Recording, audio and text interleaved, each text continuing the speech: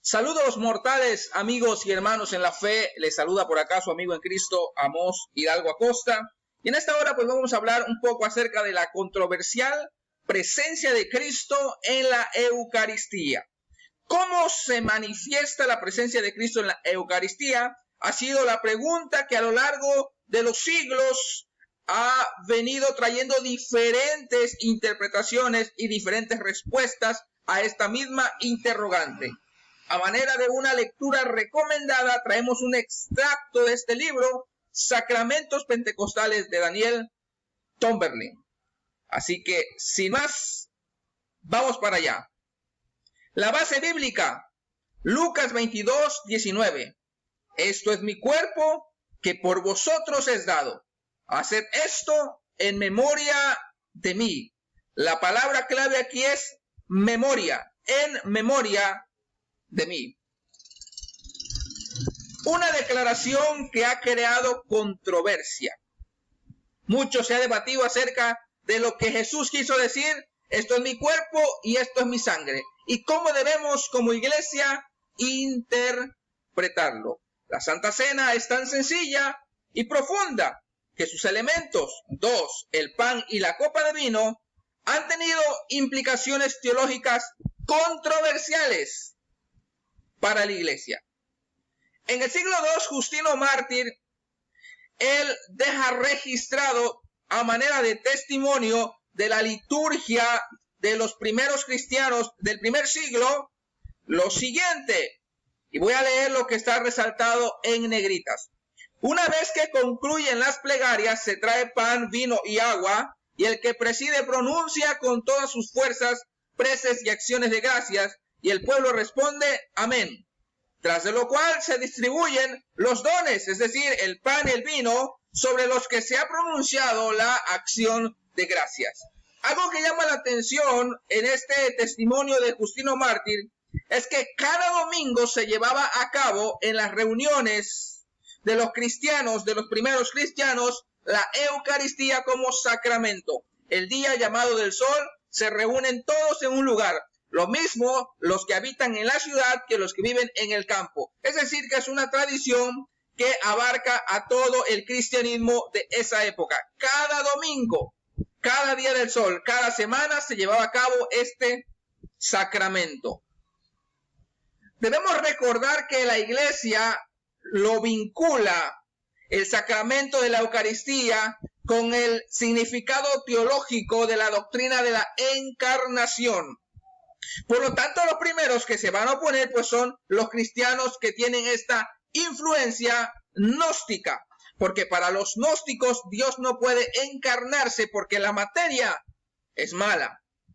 Los enemigos gnósticos de los primeros cristianos negaban la inmortalidad de la carne y la posibilidad de la encarnación. De esta lógica gnóstica concluían que Cristo de ninguna manera estaba presente en la Eucaristía.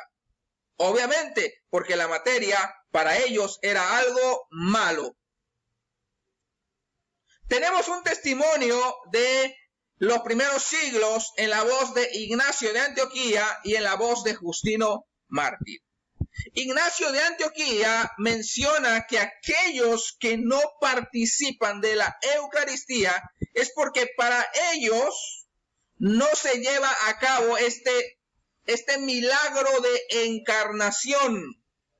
Va a decir, ellos, los que no participan, se abstienen de la Eucaristía porque no admiten que la Eucaristía sea la carne de nuestro Salvador Jesucristo. Esto es interesante, porque para Ignacio de Antioquía, participar de la Eucaristía es estar presente, así como en la última cena del Señor con sus discípulos, y participar literalmente de la carne y de la sangre de Jesús. Justino Mártir, él explica que ellos consumen tanto el pan y el vino no como bebidas comunes, sino que como un elemento encarnado del cuerpo y la sangre literal de Jesús. Del mismo modo, dice Justino Mártir, nos han enseñado que esta comida de la cual se alimentan nuestra carne y nuestra sangre es la carne y la sangre del mismo Jesús encarnado. Para los primeros siglos, por lo tanto, dentro de la ortodoxia cristiana católica, la Eucaristía era literal el cuerpo y la sangre de Cristo.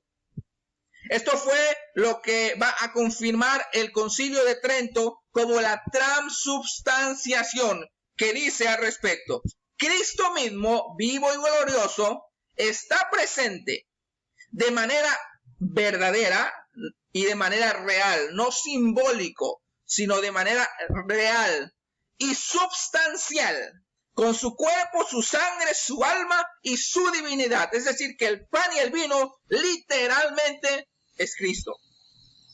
Pero ¿cómo se lleva a cabo este milagro? El Espíritu Santo efectúa la transubstanciación para que el pan y el vino se conviertan en la sangre y la carne de Cristo, pero sin que pierdan sus propiedades físicas. Es decir, que uno ve el pan y el vino como elemento físico natural, pero ahí está literal la sangre y el cuerpo de Cristo. Esta es la transubstanciación. Pero van a llegar el protestantismo, iniciando con Lutero, y le van a dar otra interpretación acerca de la presencia de Cristo en el sacramento de la Eucaristía. Aparece la consubstanciación. Martín Lutero rechazó la transubstanciación, pero él afirmó que la presencia de Cristo seguía siendo real en la Santa Cena. Sin embargo, la diferencia está en que Lutero insistió que el cuerpo de Cristo está en, con y debajo del pan y el vino. Es decir, que para la transubstanciación, el pan y el vino es el cuerpo y la sangre de Cristo. Sin embargo, Lutero va a decir, no, está en el pan, pero está fuera del pan. Está en el vino, pero está fuera del vino. Está dentro y fuera, de forma inmanente a estos elementos. Los posteriores teólogos luteranos llamaron a esta doctrina consubstanciación. Esta difiere de la doctrina católica de la transubstanciación en cuanto a que rechaza que el pan y el vino pierden o abandonan su propia sustancia natural. Para Lutero, la presencia de Cristo en el pan y el vino está vinculado con la autoridad de la palabra. Y esto es el giro que le da Lutero. Que como la palabra de Dios para el pensamiento luterano es lo que debe regir la doctrina de fe, la palabra de Dios dice que el cuerpo y la sangre es Cristo. De esta forma, por la autoridad de la palabra, Cristo está presente en el pan y en el vino, pero por encima y dentro, de forma inmanente y a su vez de forma trascendente. Es decir, que Lutero lleva a otra forma de interpretarlo, apelando a la ubicuidad de Cristo. Lutero propuso la doctrina de la ubicuidad, que insiste en que el cuerpo de Cristo, el cuerpo físico, no está limitado a un lugar. Lutero argumenta que tanto la humanidad como la divinidad de Cristo son omnipresentes. De esta forma, al ser omnipresente Cristo, obviamente está presente en la Eucaristía. Está presente en el pan y fuera del pan. Trascendente e inmanente. Pero esta interpretación de Lutero traerá sus consecuencias. Hay otra reacción ahora a la interpretación de Lutero. Y aparece Calvino, otro protestante. Este rechaza la consubstanciación y la ubicuidad propuesta por Lutero. Juan Calvino rechazó la doctrina de Lutero y él decía, debemos pues establecer una presencia tal de Jesucristo en la cena que ni lo ate al pan ni lo encierre dentro del mismo, como lo había hecho la transubstanciación católica, pero que tampoco lo ponga aquí abajo en estos elementos corruptibles y que le prive de su extensión, haciendo su cuerpo infinito, para ponerlo en diversos lugares o para hacer creer que está en todo lugar, en el cielo, en la tierra, en todas las galaxias y también en el pan y en el vino. Como lo dijo Lutero con la consubstanciación. Por lo tanto, para Calvino, Cristo está presente en el sacramento de la Eucaristía a través de su Espíritu Santo. Si el Espíritu Santo está presente en la Eucaristía, lo está Cristo a través de su Espíritu Santo, no de forma literal en el pan y en el vino. Después de esto aparece otro protestante, Ulrico Zwinglio. Y para él, ahora la presencia de Cristo será simbólica. El reformador suizo Ulrico Zwinglio fue más allá de Lutero y Calvino al establecer que la Iglesia celebra la Santa Cena como un recordatorio donde el pan y el vino significan la presencia de Cristo. Esto es lo que dijo Jesús: hacer esto en memoria de mí. Zwinglio cambió el ritual semanal a una ceremonia llevada a cabo solamente 4 veces al año. ¿Por qué? Porque es algo simbólico. Ya no tiene que estar constantemente semana a semana llevándolo a cabo, porque es algo simbólico. Además, el pan y el vino no eran distribuidos en el altar, sino entre la congregación. Interesante. También esto va a tener su significado teológico, porque antes se servía o se administraba desde el altar, porque se entendía que literalmente en el altar estaba Cristo una vez más siendo sacrificado a través del pan y el vino. Pero cuando ahora se entiende que es un símbolo, pues ya no tiene ningún sentido administrarlo desde el altar, y por lo tanto ahora se administra y se distribuye entre la congregación. Y terminamos con esto, la reacción anabaptista, que fue una interpretación aún mucho más radical.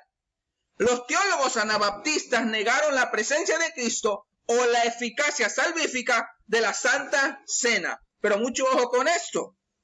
Para los anabaptistas, el problema no era la presencia de Cristo en el pan y el vino, sino su presencia, es decir, el testimonio del Espíritu Santo en la vida de la comunidad adoradora.